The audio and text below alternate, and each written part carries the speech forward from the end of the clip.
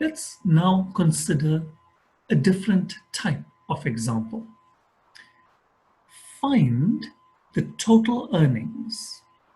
We know how to find the total earnings. That's sum the total earnings of all the local actors and the total earnings of all the foreign actors. So in this example, it appears that we want more than one total. We want a total for the local actors and one for the foreign actors. And in order to achieve something like that, we need to use our aggregate functions, but in using them, we want them to work on groups. So now we are creating groups, and we then determine a summary for each of the groups that we have. Let's look at how we go about using the aggregate functions on groups. So this was what we had previously, annual earnings, and we had a single answer. And now we're taking the annual earnings, and I want to sum up the annual earnings. Sorry about that. I want to sum up the annual earnings for the two local actors. And then I want to sum up the annual earnings for the two foreign actors. So these are the groups that we want to create. And our final answer should give us two separate sums. One total for those that are local and one total for those that are the foreign. How would we go about achieving something like that? Well, what do you think about this? We know that from the previous example, we want to find the sum of the annual earnings, but we want to do so for those that are local and for those that are the foreigners. So we're looking at the field is local from TBL actors. Now, immediately, if we analyze this select statement, you should be able to see a problem, because using an aggregate function, the aggregate function will return a single value. But when I return, or when I say select and I use a field, the field is wanting to return all the records, and the aggregate is going to want to return one as an aggregate. So there seems to be a contradiction when you are using a single field with an aggregate. So we need to resolve this. We cannot use the select is local, comma, aggregate from TBL actors on its own. The way you would write the select statement would be as follows. So you would say select is local, which is the single field. You will then have your aggregate. You will then have your aggregate from, but then we introduce a clause called group by, and you're grouping by the is local field. The rule here is that whenever you use the group by, you always group by the fields that you use in the select that is not the aggregate. So this is the aggregate together with a particular field, then you must group by that particular field. So we are creating groups within the is local, and there are two values within the is local. That is the local and the foreign. So we are then going to get values which are the sum of the annual earnings for those that are local, there it is here, and those that are not local, which are the foreigners. So using group by, we are creating aggregates, but the aggregates are not a single value like we did in the previous examples. we are creating more than one aggregate by using groups.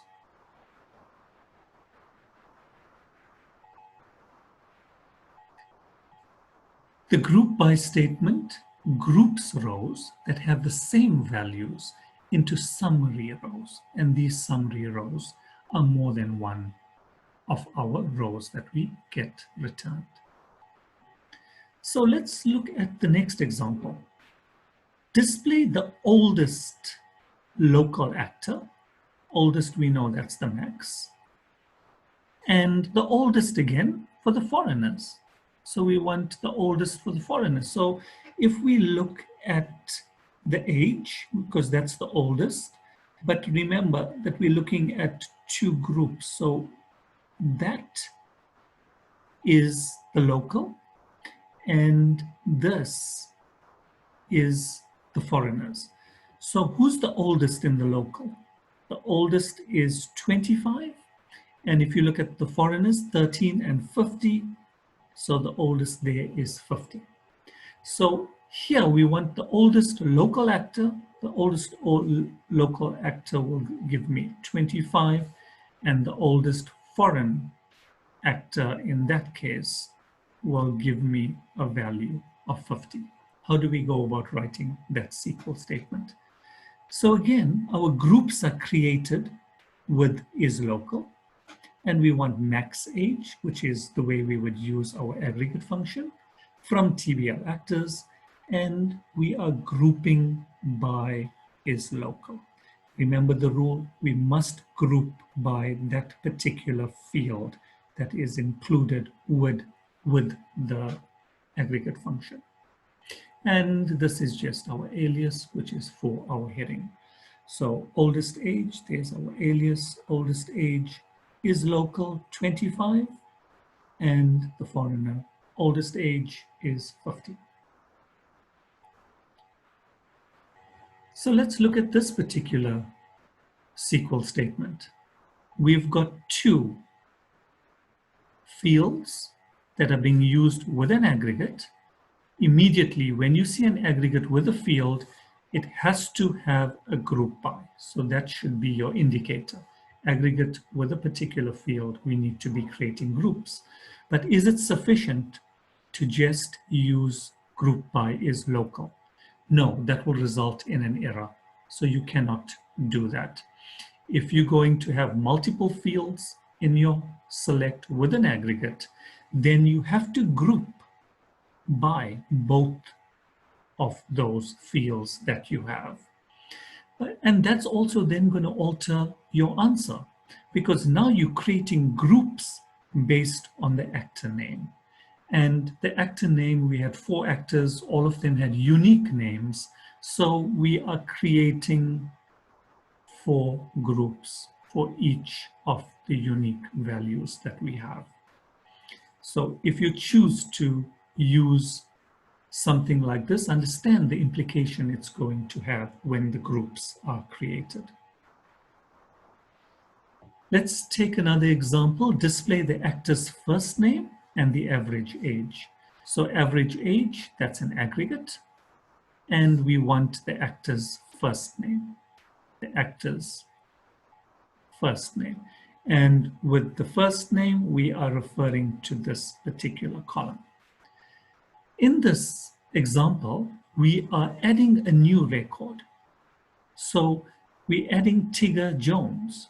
And you will notice here I'm trying to duplicate an actor first name, which means that we will have 2 first names with the value Tigger. How would we then go and display the first name together with the average age? In that instance, we will say select actor name, which is the actor's first name. And there is your aggregate function, average age from TBL actors. And the rule is aggregate field, we have to group. We have to group by that field. And if we look at our answer, again, it's 1, 2, 3, 4. But if we look at this in particular, Tigger, if we look at Tigger, the actor name Tigger and actor surname Tiger, that age is 25, and the second Tigger is 50. So if we add them up, 50 and 25 gives you 75, and then the average divide by 2, and that's how we get the value of 37.5, where a group was created for these two names that were the same. All the other names were unique, so they formed their own groups individually. Let's look at this example. Display the actor's first name and the average age. So it's very similar to the previous example where we worked with the first name and the average age of the actors for those actors that have an average age above 30. So here there is a restriction.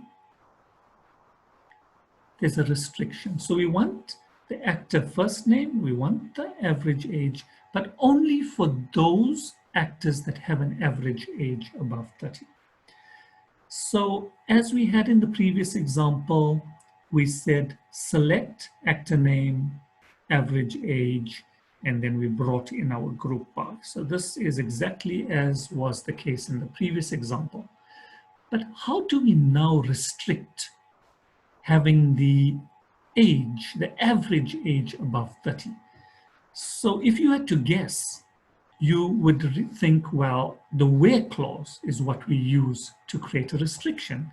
And you would come up with something like this, where the average age is greater than 30. I guess that would be a good guess, but unfortunately, it's wrong. If you have a restriction, the rule is if you have a restriction and the restriction is using an aggregate function, you cannot use the where. Then there is something called having. There's a clause called having, and you will then say having, and the condition remains exactly the same as you would use a condition in the where clause, except that you use having instead of where.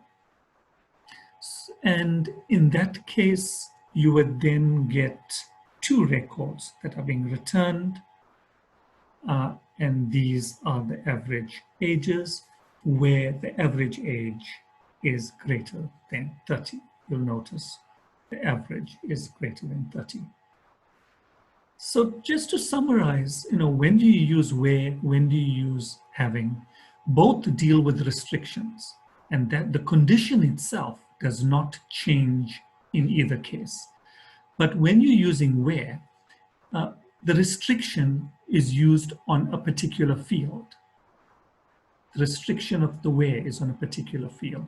We use having when the restriction deals with an aggregate function. So that's the basic difference between when you would use where and when you would use having. I end this video leaving you with an interesting quote by Bill Gates. It's fine to celebrate success, but it's more important to heed the lessons of failure. Quite a thought-provoking quote that you should take some time and dwell upon. I thank you for watching the videos that I've been producing. I hope you understand them. Please watch them in sequence.